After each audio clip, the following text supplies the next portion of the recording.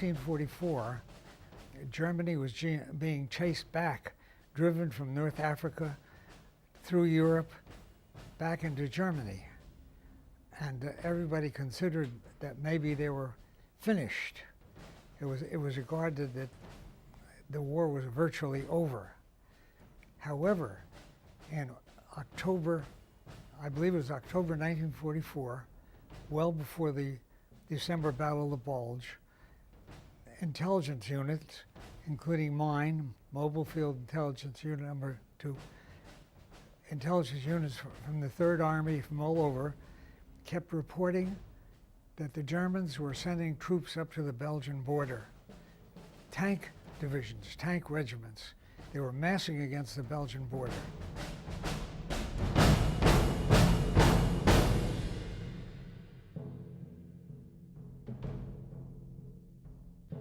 I was shifted into military intelligence. What they hadn't figured about in intelligence was just about all the other people being trained were native-born German or Austrian or even Russian. So they couldn't really write English, and there had to be intelligence reports. So they desperately looked for a native-born, and they found me at the edge of Paris. And so I zoomed off. People, including quite a few here at Riderwood, were in college. It's called the Army Specialized Training Program. The military needed people. The colleges would go broke because able-bodied people were in the service. And suddenly the Army Specialized Training Program collapsed, and a lot of these people from colleges, some of them right here you'll hear from at Riderwood, were suddenly shifted into battle without sufficient training, and some were killed, some were wounded.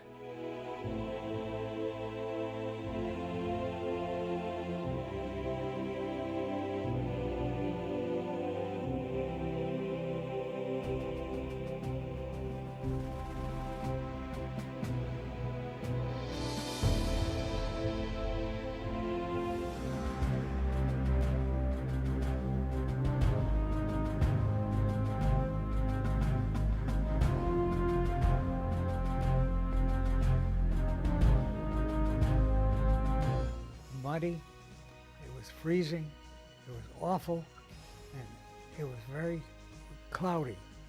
Suddenly the clouds opened up and planes could fly and bomb the Germans. I think that was a highlight moment of the time.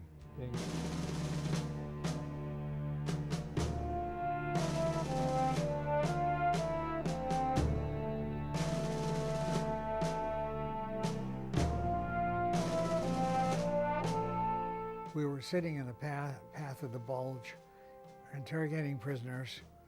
Overhead, there were thousands and thousands of airplanes flying to bomb Germany.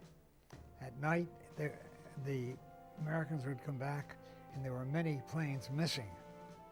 Over our heads on the ground were flying V-1s. These were the primitive German rockets. Later on, they had V-2s, which fell in London. The V-1s were sort of primitive, and they had like second-hand motorcycle motors would pass over our heads. When they were going, we paid no attention. When they stopped, we fell to the ground because they would fall and crash because the mountain near us called the Citadel had a lot of iron in it and destroyed their radar or whatever they used at that time. So we got, as the Bulge started to collapse, we got more and more and more prisoners, and we interrogated them. At that time, it was utter top secret, and it was never talked about until very recently. And mainly, that's how I was involved. As the Bulge collapsed, because of the 101 Airborne and Remagen, we were actually directly in the path of the Bulge, and if they'd come at us, whenever the Germans captured intelligence people, they'd shoot them. So it was not a very, very happy prospect.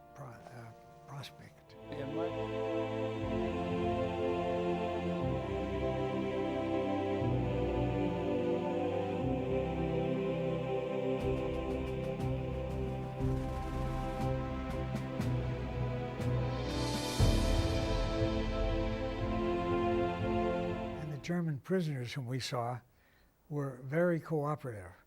They realized that the jig was up for them, and they were worried about their own welfare.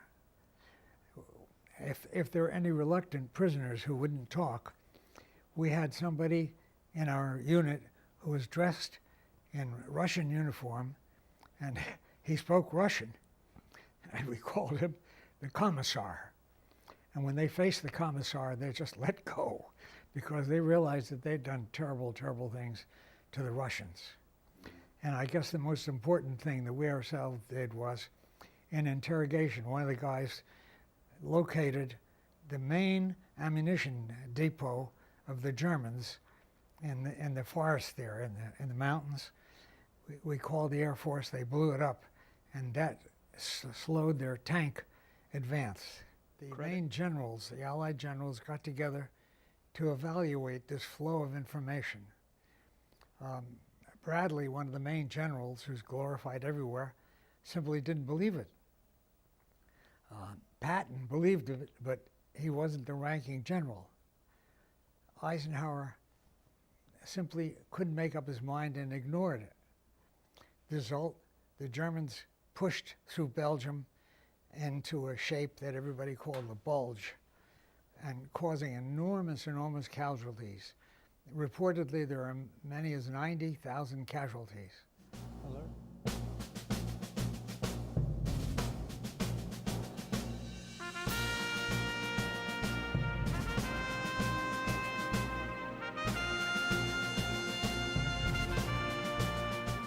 At one point there in the Bulge, somehow we started to get cooked food. There was a GI can.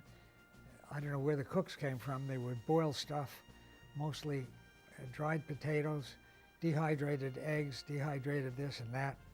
And every once in a while, one of the guys would shout, "Fresh eggs and country sausage." People.